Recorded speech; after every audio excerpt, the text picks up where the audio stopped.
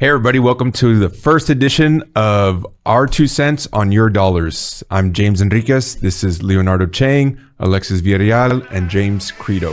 Guest speakers and their companies on this podcast are not affiliated with or endorsed by LPL Financial. So today we want to start off by just talking a little bit about our history, why we're here, and what you can expect going forward. Leo, how'd you get here? Oh man, thanks James. So I joined the team back in 2021. Financial advisor in the industry roughly since 2012.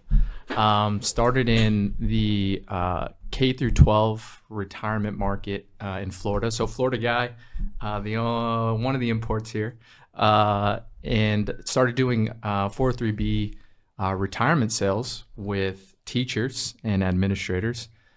From there, a good friend of mine at the time was working with Edward Jones. Working with Edward Jones, noticed he was having some early success.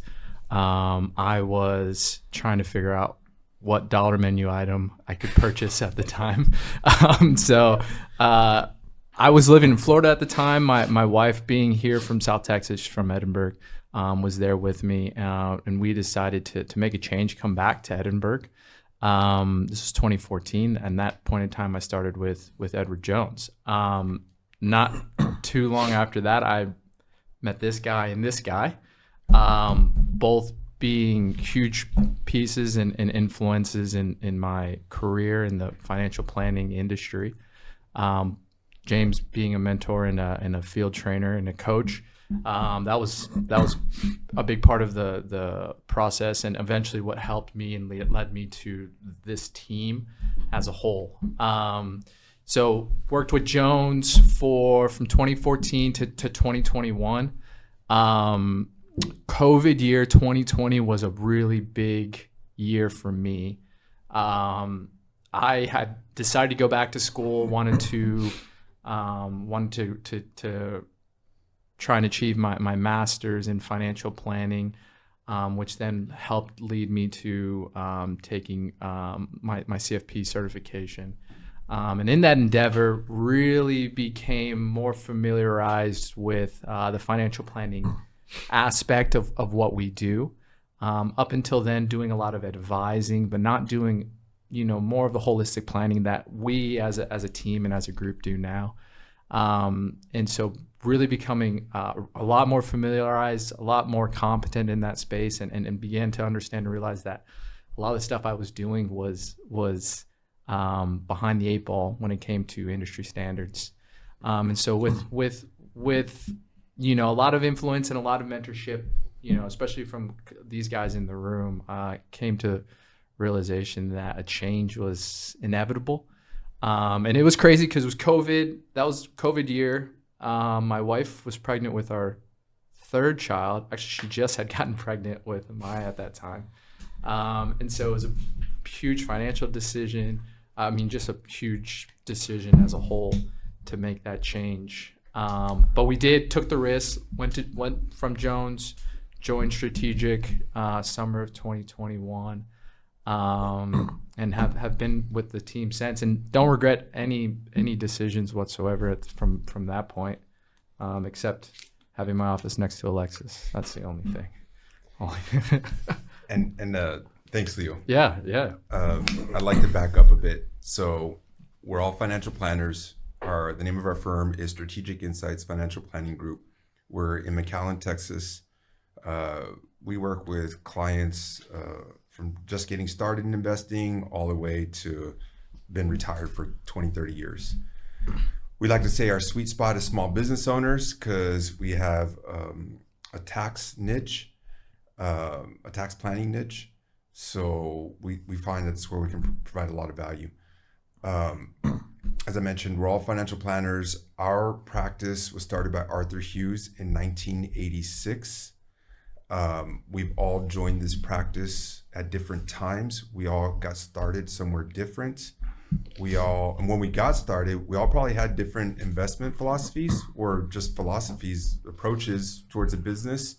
But we feel like our practice has a culture that we all kind of adhered to or we've adopted. So we're going to talk a little bit about that, about how where everybody came from in the business and where they're at now. So as I mentioned, 1986 is when it was started. James Credo was the first, out of us four, was the first member on this team with Arthur Hughes back in 2008, was it? Yeah, June of '08. Okay. Yeah. Where were you before that? So I graduated from UT in 2006. How far back can I go? That's it. That's it. Origins. But I thought I've always wanted to be a financial advisor or a financial analyst. And after graduating from UT, I looked up financial companies right away. And the whole time I didn't know that when you become a financial advisor, they don't just give you clients. So I thought you joined a firm and then, here's a bunch of clients. Do your stuff, young man. You and me both. Yeah. And so I interviewed with different companies and I got hired by Ameriprise Financial, and I worked in San Antonio for about, I think, 15 or 16 months. And that branch ended up closing. I think we had like 40 new grads in that branch, and might be surprising, it didn't make it. Shocker. Go figure. But I wanted to stay in the industry because I like financial planning, and I could kind of see I really enjoy this. I like working with the clients, but I want to do it in my own way, and I want to kind of fast track my experience and learning. Not wait. What I thought it was kind of a waste of time, kind of looking for clients and going out. I did that for 16 months. I wanted to already implement, I thought, what I thought at the time was my knowledge and experience 16 months in. So Vast experience. So Plethora. yeah. So I wanted to join a mature practice that already had a bunch of clients where I could introduce my experience and knowledge that I gained in 16 months. So I interviewed with several independent advisors that were with Ameriprise Financial. My parents were already living in the Valley. I didn't want to go back to the Valley. I wanted to work in one of the big cities, Houston, Austin, San Antonio. So I interviewed with a bunch of independent advisors, and my manager at the last minute recommended to go see Artie in McAllen. He was my last interview. I had no intention of going with him, but we hit it off. He's from New York City. I grew up in Connecticut, and so we hit it off. And he made an offer, and June of '08, I joined Artie's practice as his associate, and I was there for 17 years. So, Was June of '08 a good time to? actually, it was awesome because from October of 2007 to June of '08, the market was up, but 3 months later, Lehman Brothers failed, and so I learned very quickly that. I did not have any experience. Humbling to say the least. When I say experience, what I'm talking about is it's one thing to look at theory and books, but to be able to take that and then explain it to different clients and personalities and be able to connect with them, that's what I didn't have. And so I had overconfidence that I had the knowledge, and I kind of just shrugged off experience. What is that? Because when you enter the industry as a young professional, especially in finance, Yeah. they always like dangle that in front of you. You're young, you don't have experience. I'm like, what is that? And so it wasn't until in the middle of '08 I was like, oh, that's what they're talking about. Oh yeah. Yeah. You ever used that 'cause, I mean, dealing with the same thing while trying to grow a practice, but I always combat with, yeah, but is your guy gonna be there when you retire? Yeah. It's like, yeah, well, I need to have money to retire in the first place, then worry about whether my guy's gonna be there. Like, oh, that's true. But yeah, going through something like that can definitely definitely got some experience. At the end of the day, you're just trying to say, one message, which is, hold the fort, stay invested. But to be able to say that to each family or client, because you know their situation so well that you don't have to pull up a chart or show them their progress. You just know the client and be able to articulate it that they'll understand, and what you're saying is in their best interests, but be able to say that and they understand it right away, and you move on. That's what a huge missing piece. And I felt so bad because Artie was getting bombarded, and I couldn't really help because I was only 3 months in where we're setting up the infrastructure, and it just felt like it was happening so fast. And so, yeah, but survived it. And 17 years later, here we are with 3 more great minds in the practice. So That's the nicest thing we've ever heard. I don't even know if anyone's ever put it like that. Yeah. I got to ask this. You said that you thought they were going to give you clients. yes. So how did you get clients? Oh man, why did you have to ask me that? Because I know the answer, and I think everybody should know this. This is good. So day one, I knew something wasn't right because they gave me a piece of paper and they told me to write names of people that might be interested in becoming clients. And I was like, I don't know anybody. I just graduated. Everybody I know has got like student loans. So I put my parents down, my friends' names down, and then as part of the training, you're having trainings to pass certain licenses like Series 7, 66. But some of the trainings talks about like setting up fish bowls all around San Antonio restaurants. I was like, what is going on? I don't remember this in my economic classes, nor in my marketing classes. So the whole deal was you would go to different restaurants where there would be a lot of traffic, and you would talk to the manager or the owner, and you would have agreed to set up a fish bowl where you would have a sign that would say, put down your business card and have a chance to win free lunch for you and up to 8 or 9 of your colleagues. And so this was our primary marketing deal that we did to get clients. And so every week I would stop by the restaurant, pick up my nice, beautiful fish bowl, wipe it down, take the cards, call each one, schedule a lunch meeting where I would give them a 5-minute presentation on financial planning. And if anybody was interested, we had a comment card that they would check off which goals they're working on. And then you would schedule a meeting from there if you could. So, and that was pretty much what I did for 16 months. Did you Windex the glass and come in there and clean? So oh man, it was so ridiculous. Every advisor was making sure that they had the best looking containers. Makes a difference, man.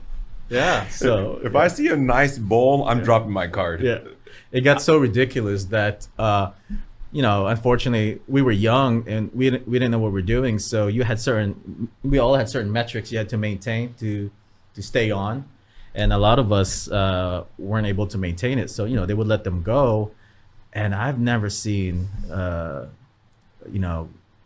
young smart people going after restaurants just like zombies.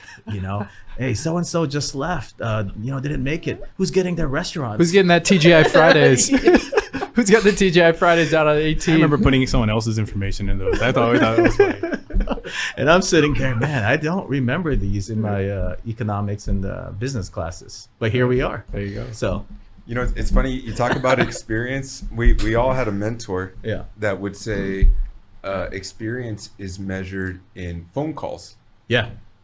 So not necessarily financial planning and managing portfolios, kind of like what you were saying earlier. Right.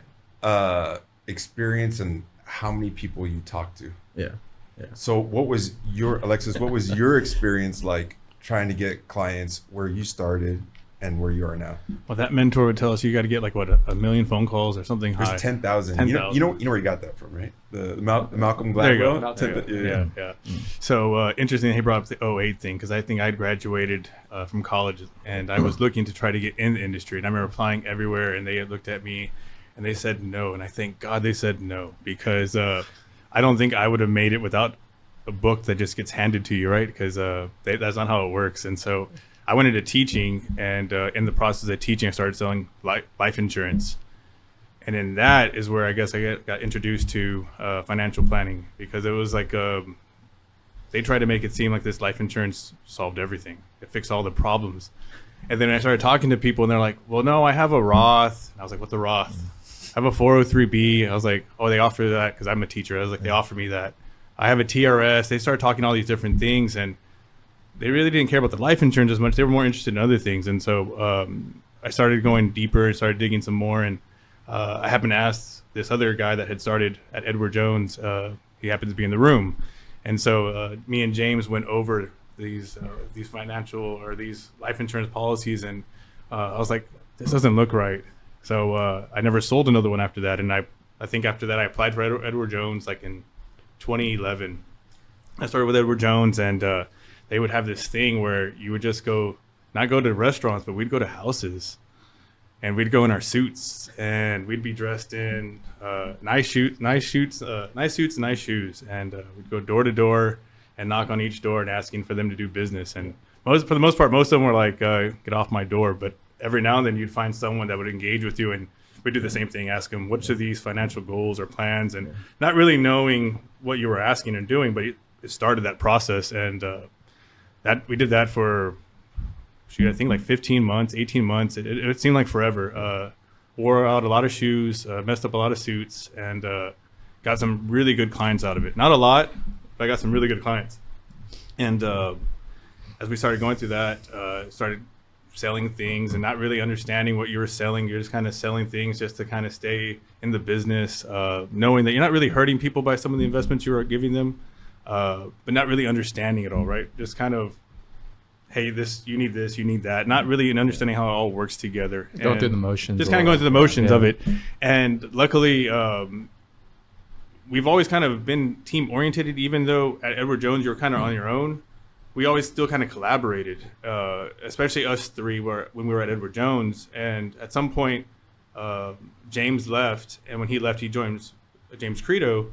And even though he was over there, we still were meeting and still having conversation about this different holistic planning, things that we're trying to implement. And so we've always been trying to do financial planning in some sense, but not really fully comprehending it all, right? Even ourselves evolving. And so I left Edward Jones and went to another Ameriprise office out of Austin. And it was interesting going from on your own to a team and then having a virtual team. There was things that worked out well. Everyone kind of had their own niches and everyone had their own little pieces. And I saw how it was working.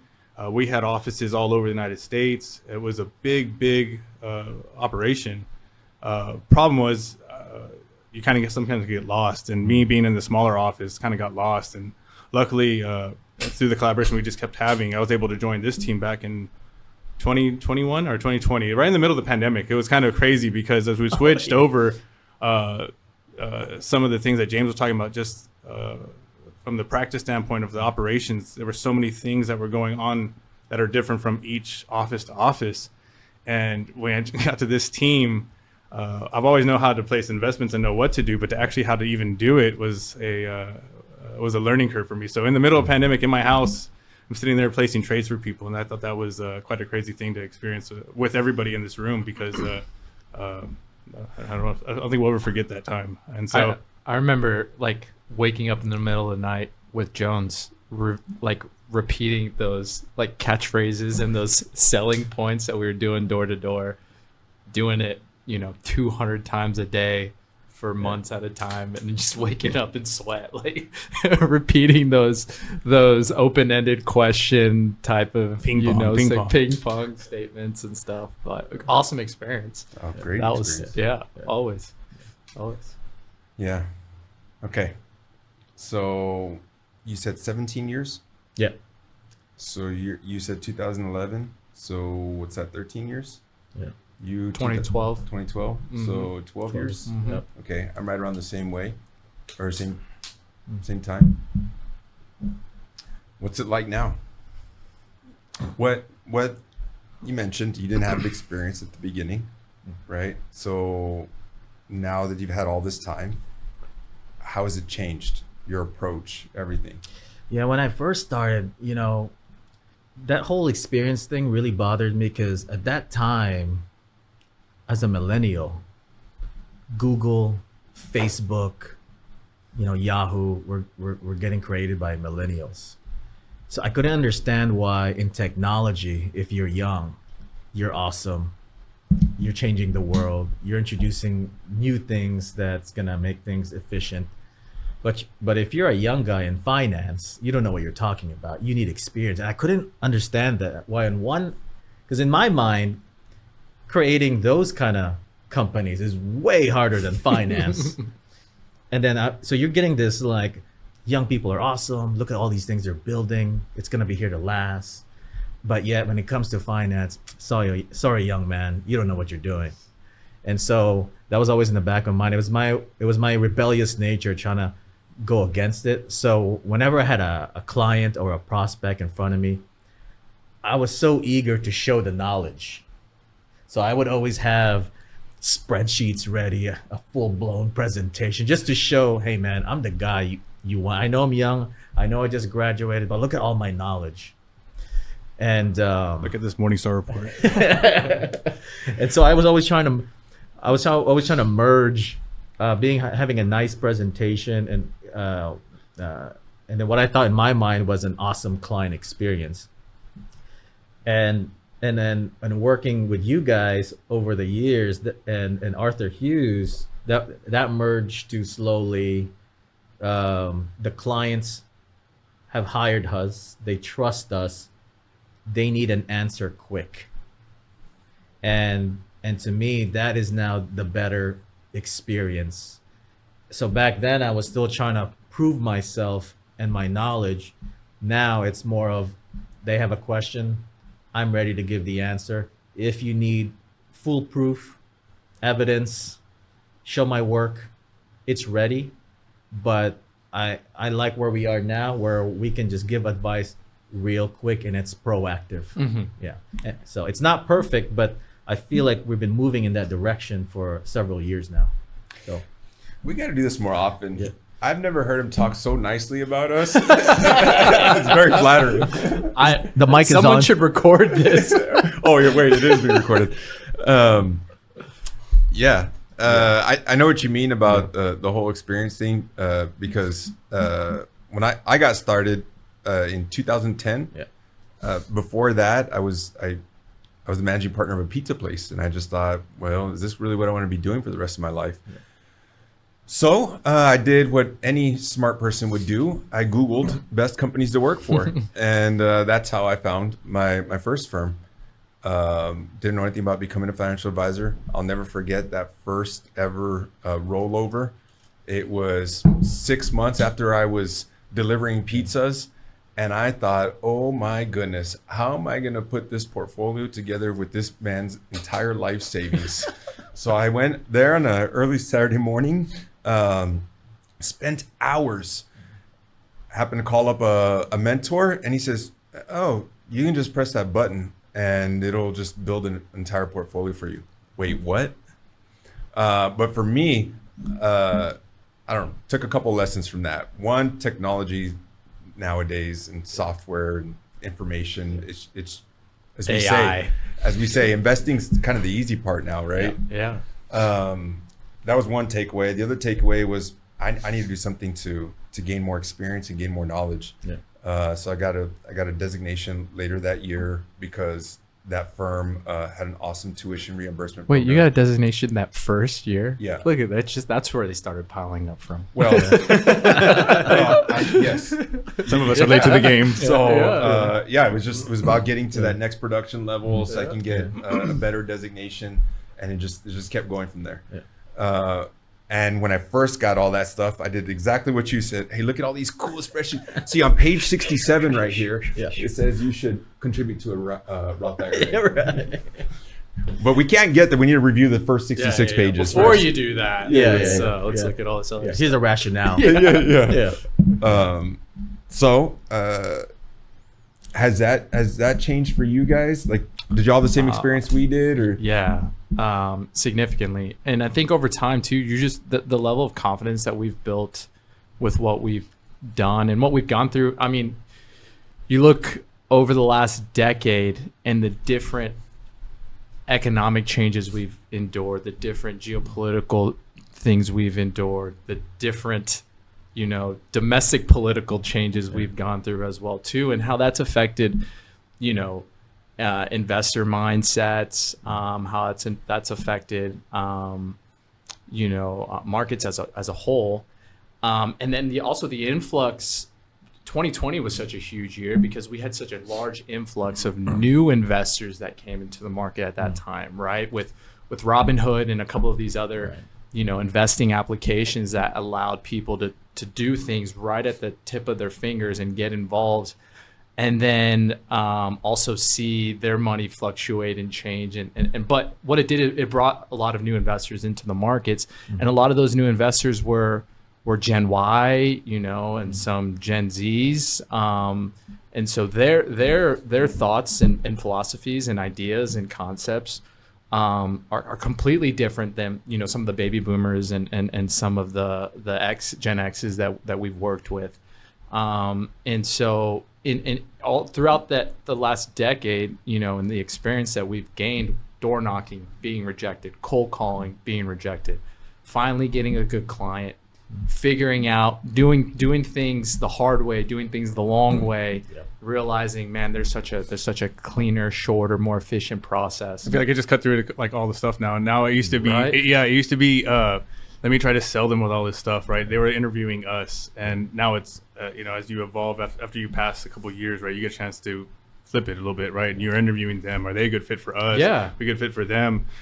Before it was automatically, I knew what it was. Here you go. This solves your problems. Now Man, if it's they much fogged more, glass, like, come on over, come on at the point in time, right? now it's much more of, I don't know if I can help you. I don't know what you need. Let's start with planning, right? And we just kind of start with that process first, because then it takes all the guessing out of it, right? Yeah. Here's the information we need to be able to start giving you sound advice. I don't know. You made a comment earlier about the investments. The investments aren't that hard, right? You can kind of maybe get lucky if you try to do individual stocks, but overall portfolio construction, you can create it. It's not that difficult. But the intricate little pieces of how and why and where to move the pieces, that's where you start getting that impact on seeing tax dollars go down or savings or different things. And I think that's what makes the clients basically just come back and just ask us questions, right? They're looking for us for the advice because we've already been giving it to them.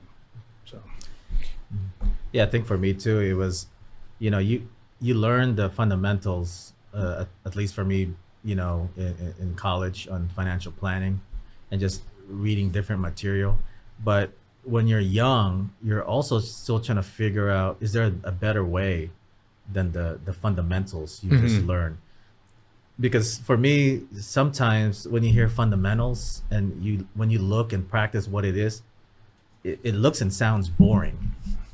But it's funny, 17 years in, it's actually the fundamentals that allow me to deliver advice faster to clients, because you can check off in your mind right away. Okay, here's the client situation.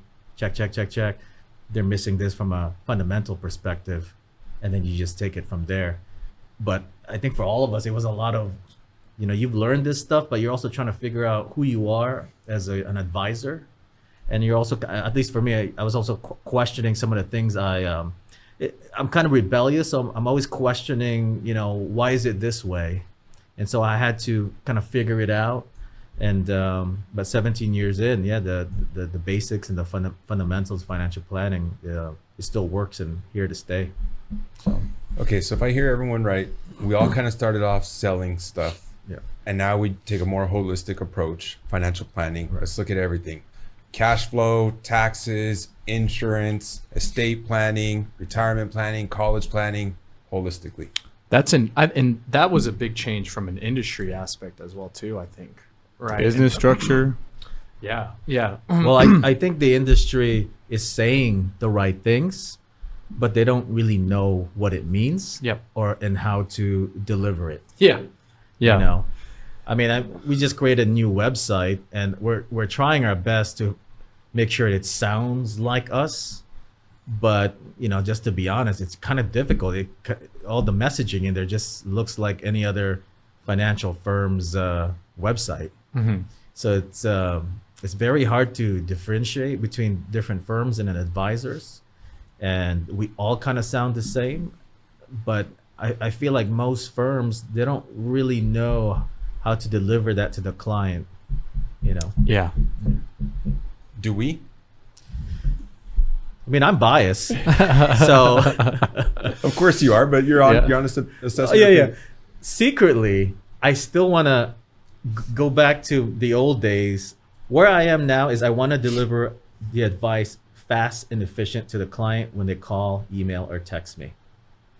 But I do want to build out the ability. I have the movie with is it Tom Cruise in Minority Report when he's got the screens and he's moving it all around. That's called Apple Vision goggles. Oh. Yeah. That's what those. That's what those We've been are. telling you we need two. I have no. Yeah. I still have this. I'm thinking if a client just out of the blue, hey James, I mean I trust you, and you've given me sound advice sometimes.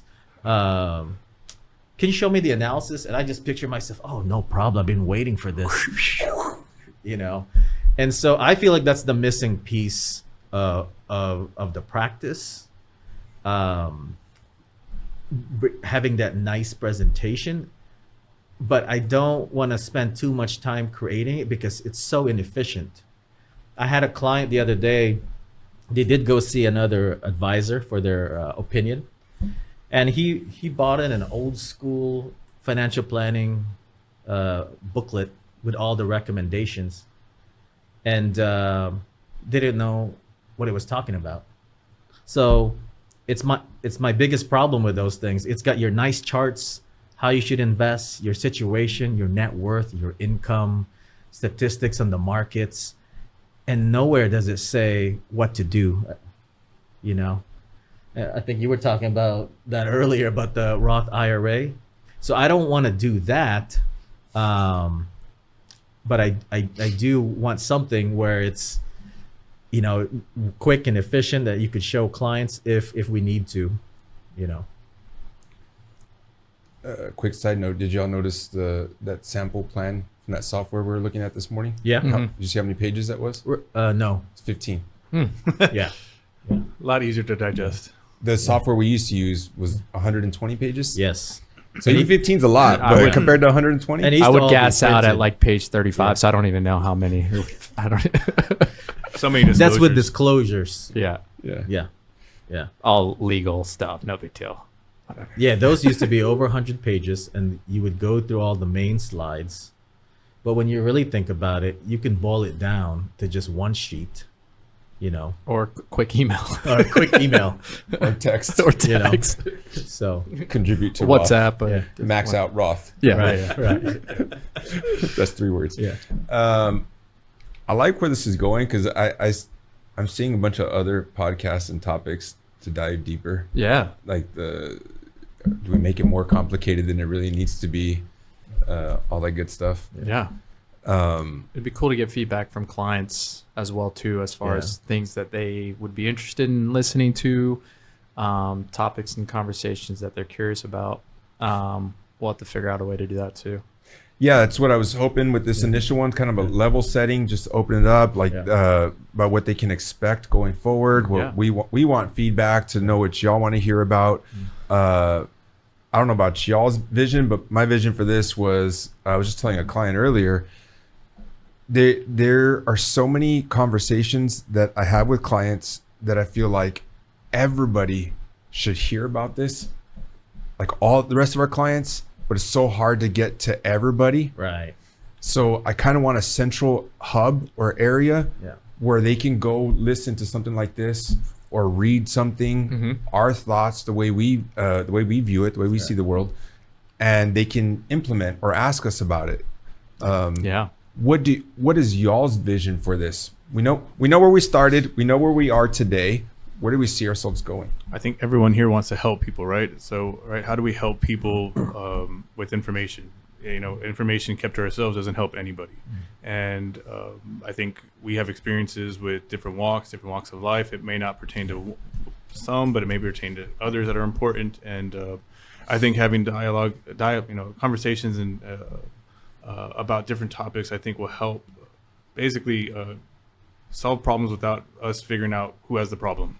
So, Yeah, I think this is great because we can sit here and provide financial planning strategies, ideas, concepts, and do so and record it and put it on a YouTube channel or a blog. Clients are still going to come to us and be like, "Hey, remember this conversation you guys spoke about? Help me with this." Right? So, I think us doing this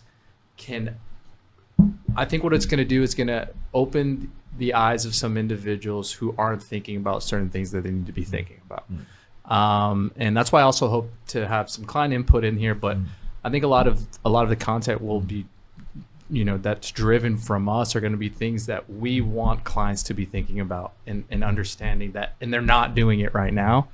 And so this will just open up a door for them to start questioning or thinking about things or trying to prepare a little bit better.